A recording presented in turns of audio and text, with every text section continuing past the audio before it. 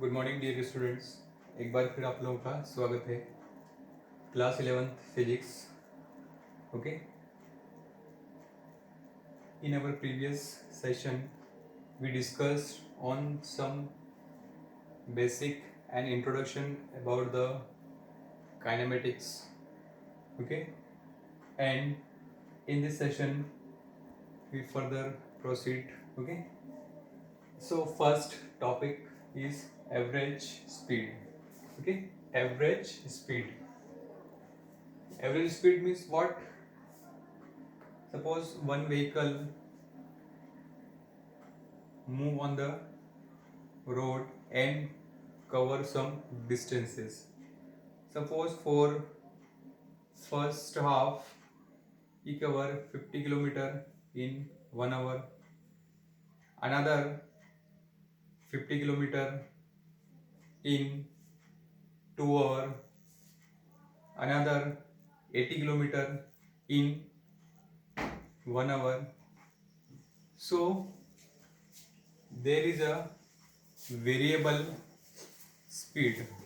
Speed is not constant. So in this way we will find the average speed. Okay, if the speed is constant then there is no issue, but if the distance is variable then we want to find the average speed of the whole journey. Okay, so the average speed is what? Average speed for the given motion is defined as the ratio of the total distance traveled by the object to the total time taken. Okay, what is the distance traveled by vehicle?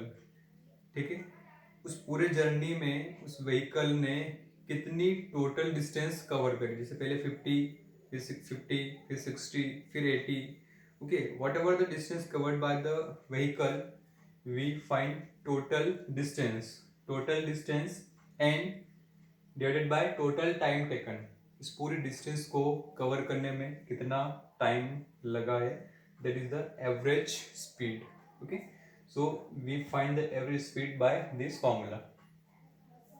Okay, if the particle covers distances s1, s2, s3 dash dash dash etc with the speed v1, v2, v3 etc respectively in the direction of journey, then total distance traveled by what? total distance क्या हो जाएगा? total distance जितनी भी distances है आप सबको sum कर दे s1 plus s2 plus s3 dash. Okay, and total time taken. Okay, time taken, time क्या हो जाएगा? Speed upon distance upon speed. एक फंडामेंटल फॉर्मूला याद रखिए, speed equal to distance upon time. So time equal to what? Distance upon speed. So s1 upon v1 plus s2 upon v2 plus s3 upon v3 plus dash dash dash. Okay,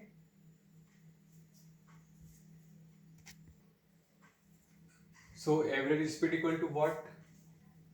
s1 plus s2 plus s3 plus dash dash upon time. Total time कितना हो जाएगा? s1 upon v1 plus s2 upon v2 plus s3 upon v3. इस तरीके से एक general formula ये हम derive करते हैं इस एवरेज स्पीड के लिए. Now s1 equal to s2 equal to s.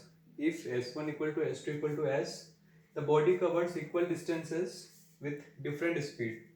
ठीक है, स्पीड अलग अलग है. मान लीजिए पहले s1 के लिए, इसके लिए भी v1 और s2 में s के लिए भी v2. Then average velocity, average speed equal to what?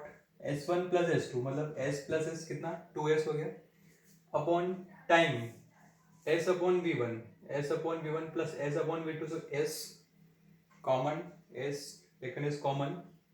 Now s1 cancel, s1 s cancel, and if we solve this, take the LCM. so what? v1 v2 और इधर ऊपर क्या हो जाएगा? v1 plus v2. सो v1 v2 numerator में आ जाएगा 2 into v1 v2 upon v1 plus v2. Okay, ये एक बहुत ही बेस्ट फॉर्मूला है, v average equal to what 2v1 v2 upon v1 plus v2. Okay, this formula is used to find the average speed when the distance covered by the object is equal and different velocities. Okay, what is the formula? 2v1 v2 upon v1 plus v2. Okay,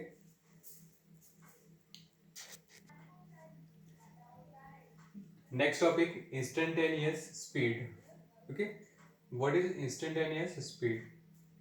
If the speed is variable, then at different instant means time interval, at different time interval the speed of the object or vehicle is also different. So at each instant, what is the speed of vehicle? So we find the instantaneous speed. Okay, speed is not uniform, so at each and every instant the different is variable. Okay, so we find the average speed, instantaneous speed. What is the instantaneous speed? Instantaneous speed of an object at an instant of time t.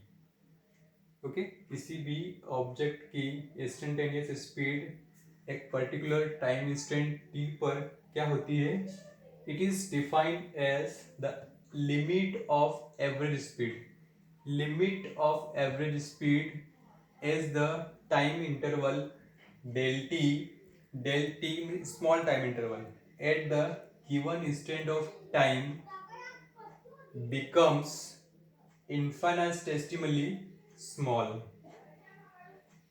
क्या है, जो भी आपने average speed find की है उसको आप limit लगाएंगे और जो डेल टी टाइम है उसकी वैल्यू जीरो की तरफ टेंस्ट करेगी. जीरो की तरफ का मतलब क्या है कि ये जो एवरेज स्पीड है, ठीक है, इसका भी आपको क्या लेना है, ये जीरो से जीरो एग्जैक्ट इसकी वैल्यू जीरो नहीं होगी, लेकिन डेल टी जीरो की तरफ क्या करेगा, टेस्ट करेगा, मूव करेगा. तो हम ये बोल सकते हैं कि इसका जो भी एक डिफरेंशियल कंपोनेंट होगा वो हम क्या करेंगे, फाइंड करेंगे. देखो आप यहाँ पे, let us an instant of time T. हमने मान लिया किसी particular instant of time T पर an object while moving covers a distance del S. ठीक है, उसने ऑब्जेक्ट ने मूव करते हुए कितनी डिस्टेंस कवर करी, डेल एस. डेल एस का मतलब क्या, बहुत स्मॉल डिस्टेंस उसने क्या करी, कवर करी in small time del t. और टाइम क्या है, वो भी स्मॉल है, डेल टी है, around the time t. So that del T tends to zero. Del T tends to zero मतलब ये वैल्यू जीरो की तरफ आ रही है, एग्जैक्ट जीरो नहीं है. इंस्टेंटेनियस स्पीड क्या हो जाएगी, limit del T tends to zero और del S upon del T. ये जो वैल्यू है ये एक एवरेज स्पीड है, del S upon del T. इसका हमने क्या लिया है, लिमिट लिया है. ठीक है, इसका हमने क्या किया है, लिमिट लिया है. तो limit del T tends to zero del S upon del t. जब ये वैल्यू, इस वैल्यू को हम d s upon d t लिख सकते हैं. D s upon d t का मतलब क्या है कि बहुत स्मॉल वैल्यू, जो भी क्वांटिटी है ये उसकी बहुत स्मॉल वैल्यू हमें देता है. इसको हम क्या बोलते हैं, differential coefficient of that quantity. और यहाँ पर क्वांटिटी क्या है, डिस्टेंस है और ये टाइम है. ठीक है, तो इसको टाइम के रिस्पेक्ट में हम क्या कर रहे हैं, डिस्टेंस का एक डिफरेंशियल कंपोनेंट ले रहे हैं. ठीक है, और ये या इसको हम ये बोल सकते हैं, this is the calculus form of average speed या speed, calculus form of distance. अब ये एक बात याद रखिए, केमिस्ट्री फिजिक्स में integration and differentiation, when you are doing the differentiation of any quantity, जब आप किसी क्वांटिटी का डिफरेंशिएशन करते हैं इसका मतलब आप उसके पार्ट्स कर रहे हैं, क्या कर रहे हैं, टुकड़े कर रहे हैं, उसको छोटा कर रहे हैं. लेकिन जब आप उसका इंटीग्रेशन करते हैं मतलब आप उसको जोड़ रहे हैं, क्या कर रहे हैं, आप उनको जोड़ रहे हैं. हिंदी में बोलते हैं इसको अवकलन एंड समाकलन. अवकलन का मतलब डिफरेंशिएशन, आप उनके टुकड़े कर रहे हैं, और समाकलन सबको ऐड कर रहे हैं. ठीक है, तो इंटीग्रेशन में हम क्या करते हैं, क्वांटिटी को समाकलित करते हैं, जोड़ते हैं. और डिफरेंशिएशन में उसे क्या करते हैं, टुकड़े करते हैं। तो हमारा यहाँ पर काम क्या है, इंस्टेंटेनियस स्पीड का मतलब क्या है कि हर एक इंस्टेंट पर, हर एक पर्टिकुलर टाइम इंस्टेंट पर स्पीड की वैल्यू क्या होगी वो हम इस फॉर्मूले से क्या करेंगे, फाइंड करेंगे। ठीक, ये डिफरेंशिएशन का फॉर्मूला है। मतलब जो भी स्पीड आपको दी रहेगी, पोजीशन दी रहेगी, उसका आपको टाइम के रिस्पेक्ट में क्या करना है, डिफरेंशिएशन करना है। ठीक है, इसको किस तरीके से सॉल्व करते हैं एक फॉर्मूला मैं आपको बता दूंगा, वही आपको इसमें याद रखना है। ठीक है।